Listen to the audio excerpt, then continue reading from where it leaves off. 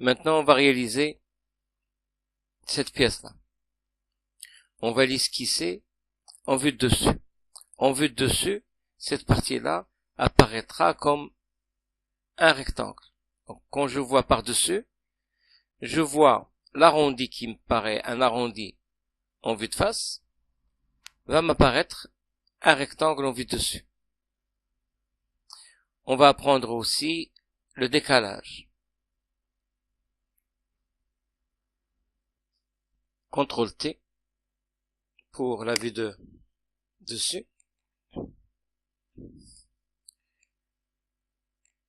On va esquisser un grand rectangle à partir de là. Il fait 80 de largeur et la hauteur c'est 38 plus 9.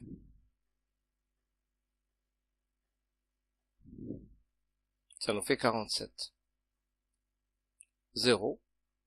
Je zoome. Je vais réaliser les rectangles, donc les arcs qu'on a vus. Donc, je pointe ici sans cliquer pour avoir la coïncidence. Je vais réaliser maintenant un autre rectangle ici, qui n'est pas obligatoirement au milieu. Je vais réaliser aussi arc par 3 points, donc je clique ici, je clique sur l'autre limite, puis après, lorsque je vois par exemple tangent, c'est bon, ça veut dire que l'arc il est tangent à cette ligne-là et à cette ligne-là. Je vais maintenant devoir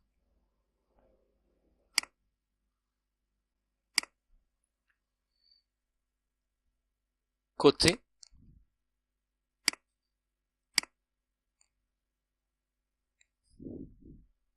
Bon, d'après la cotation, pour gagner du temps, donc j'ai cette figure-là. Les deux ne sont pas égaux.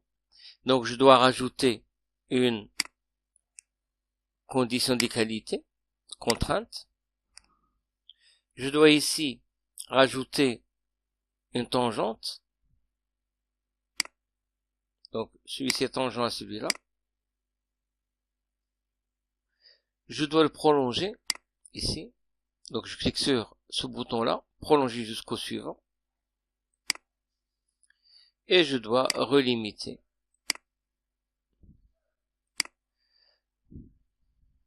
Relimiter. Je cadre.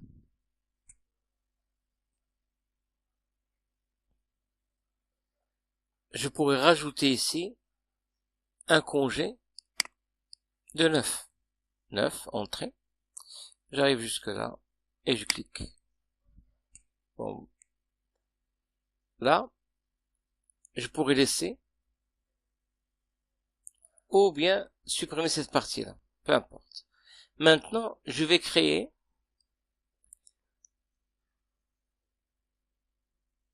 l'autre forme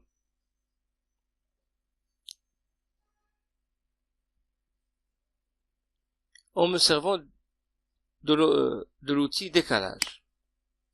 De combien je voudrais décaler? De 7. R12 moins R5, donc 12 moins 5, ça fait bien 7. La chaîne, regardez maintenant, je vais choisir ma chaîne ici. Au lieu de cliquer sur accepter, le bouton droit, je clique sur le bouton droit. Maintenant, vous voyez bien que là, j'ai l'autre forme, l'autre profil, et je peux cliquer dessus. Enfin, de cliquer pour signifier au logiciel que c'est dans ce sens que je voudrais avoir le décalage. Bouton droit pour arrêter. Je pourrais relimiter cette partie-là. Donc toute cette partie-là, je dois l'enlever. Bien. Je crois que c'en est fini de cette partie-là. Seulement, il y a un petit problème, c'est que les cotes ne sont pas bonnes, étant donné que là, il y a peu d'espace. Donc, je vais arranger ça. Donc, il y a une cote qui n'a pas été bien définie. C'est cette côte-là. Normalement, elle fait 18. Maintenant, je vais rajouter les chanfreins ici. Ce sont des chanfreins.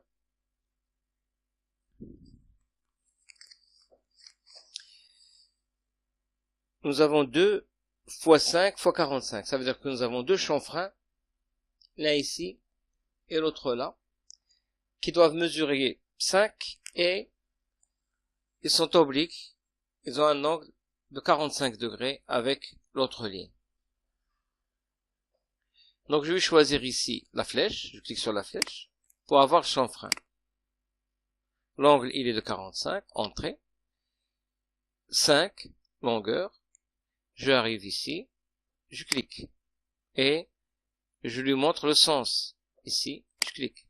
La même chose ici, je clique une fois, le sens ici, c'est bon. Maintenant je crois que c'est fini, je pourrais passer maintenant à l'extrusion.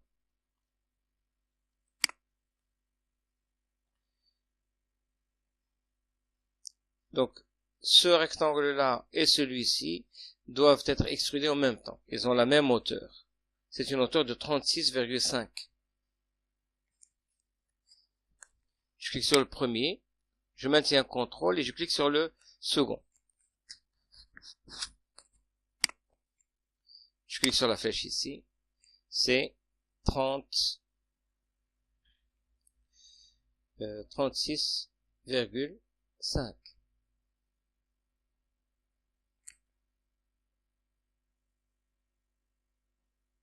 J'ai cette partie-là. Là.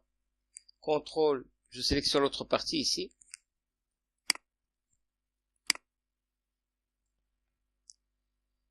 Là, ça doit faire combien?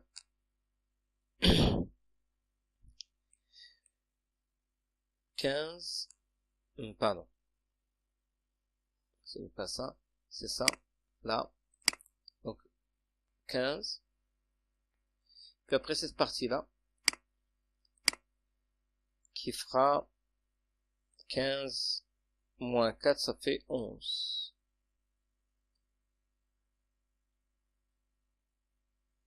Voilà, là, j'ai fini cette partie-là. Maintenant, je dois enlever de la matière en forme d'arc. CTRL F pour la vue de face.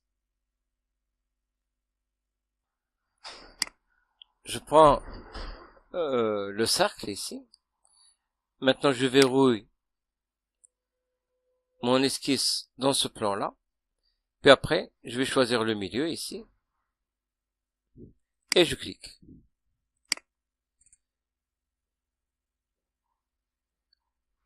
Je vais rajouter des contraintes. La tangente ici est là.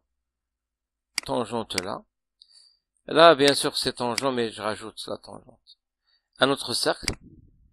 Donc je clique, je pointe ici. Je vais au centre. C'est un diamètre 14.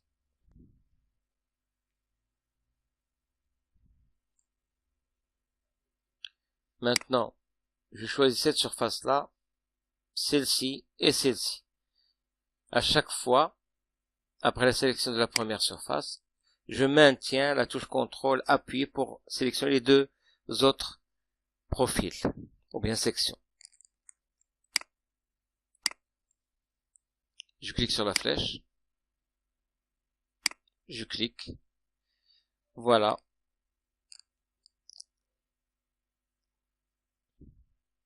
Pardon, je me suis trompé. Le petit diamètre ici, c'est diamètre 6. Ici, c'est un diamètre 6.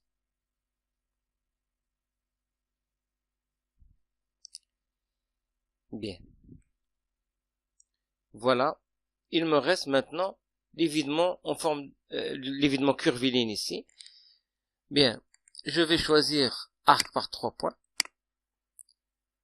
Je verrouille, donc regardez, je viens ici. Le plan les limites du plan se mettent en orange, je verrouille. Puis je choisis la vue de face. Maintenant, c'est sûr que même si je suis en vue de face, je suis en train d'esquisser dans ce plan-là. F, CTRL F. Je vais mettre ici le début de mon arc, la fin quelque part ici ou là, peu importe. Puis après un arc. Bien sûr, là, c'est un rayon de 50. Je tape 50 et voilà, les autres côtes n'apparaissent pas, mais je pourrais, si je les avais, je pourrais les installer. Par exemple. De là à là. Exemple. Ce n'est qu'un exemple. De là à là, par exemple, je vais mettre 16 ou de là à là. J'agrandis pour mieux voir. Donc, de là à là.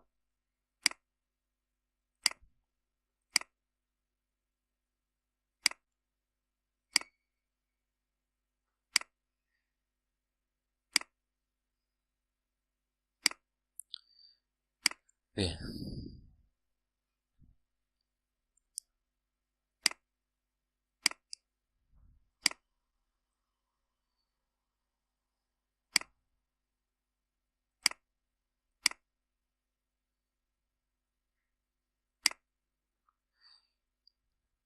Par exemple, 53.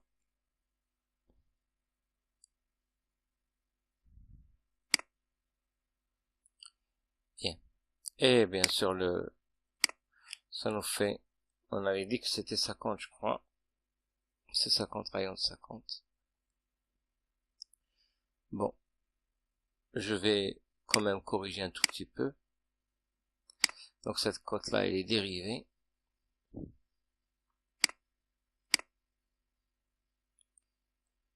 Je modifie un tout petit peu pour que ça ait l'allure de la pièce. Bien. Regardez maintenant, il s'est dessiné ici. Je clique maintenant sur l'arc, extrusion. Je dois choisir enlever, ici. 2, donc je clique sur extrusion 2A. Sélectionner la surface de destination, ma surface de destination c'est celle-ci. Donc je pars de cette surface-là jusqu'à celle-ci. L'enlèvement se fera entre les deux. Puis après il m'indique l'enlèvement de matière sera au-dessus du trait ou bien en bas du trait. Bien sûr, ce sera au-dessus du trait. Je clique et j'ai maintenant la forme de l'évidement curviligne.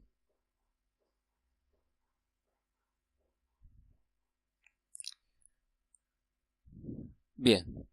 Donc ma pièce maintenant, c'est celle-ci.